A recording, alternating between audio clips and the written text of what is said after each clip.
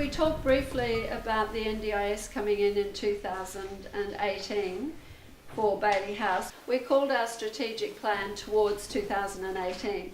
That was developing a strategy that would take us through every aspect of our work, from governance at the board level through to service delivery, is committed to working together to determine and optimise our readiness for varied service delivery.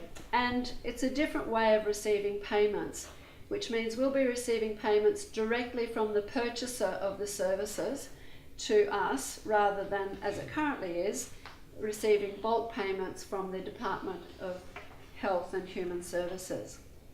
Now, the strategic plan was approved in October 2015, and the subsequent business plans are linking directly to the strategy.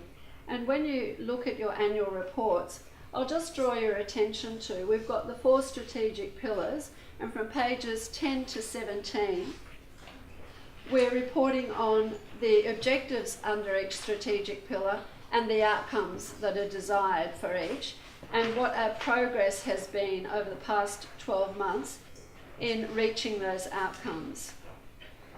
So there's been a terrific focus by the board on monitoring the performance of operational areas, along with strict financial management and reporting linking to those desired outcomes. That meant that the strategy sharpened the overall focus of the organisation, and it did drive enhanced levels of accountability and ownership, right from the board to the CEO, to the senior management team, to the person delivering services to our individual clients. And many of these projects that stemmed from the strategic priorities are already well advanced. We also began the year with a formal board agenda, and just some of the things that we did were that we ensured that all client-focused activities became the highest priority through individual goal setting and a more defined person-centred approach. So supporting the clients to actually build their own personal empowerment. And what you saw from Christine in terms of active support has been in place within our houses through the accommodation service. We've also been examining the future housing models for additional safe and secure residential accommodation services. We also got agreement to evaluate how effective the board was and look at the board performance, which was a first. We've never done that before in our 65-year history, and from that we've come away with quite an extensive action plan for the board. That's also a requirement of our accreditation, that we need to evaluate board and look at and be able to demonstrate what the monitoring and the performance of the board is, and that we have an action plan for improving on any identified gaps.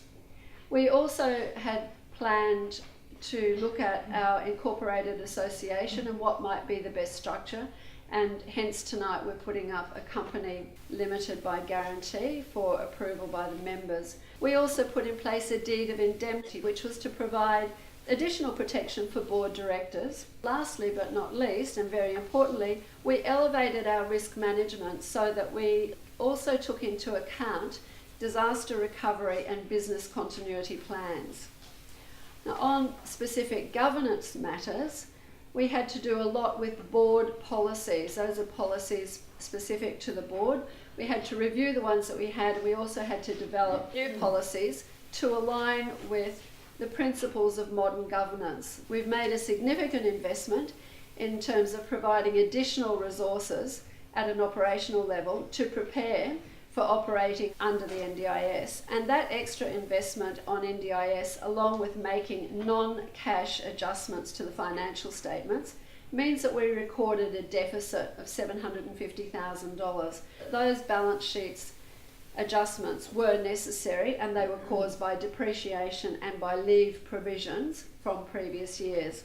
So the cash position is not effective. Specifically on NDIS, one of our highest priorities has been to ensure that the client-focused activities are directed to the client, and that our transition to being a more contemporary disability services provider means that we respond favourably to the needs and wishes of our clients. So very much aligned with what Christine has just been talking to us about. And we've been guided by 8 key topics which are defined under NDIS. They're choice and control, independent living, quality relationships, health and well-being, home, lifelong learning, meaningful work, satisfying social interactions, and community and civic participation. We've also had some board retirements. I've got 2 board members retiring this year. Rachel Milam, for the past 4 years, has been carefully monitoring our finances from both an audit and from an accounting perspective. And the second person, Norm Peatling. Norm is retiring this time around from his 9-year board term, and I have to say that's his second tour of the board, which is actually 18 years continuous service to Bayley House. I might say that he's not retiring completely because he's also going to stay on a subcommittee related to day and accommodation services.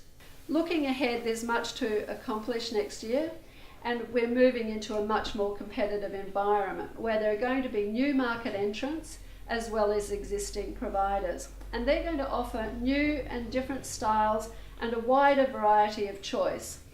So in closing, we're very grateful to all of our members and the wider community for your valuable encouragement and support as we optimistically embrace the opportunities for the future.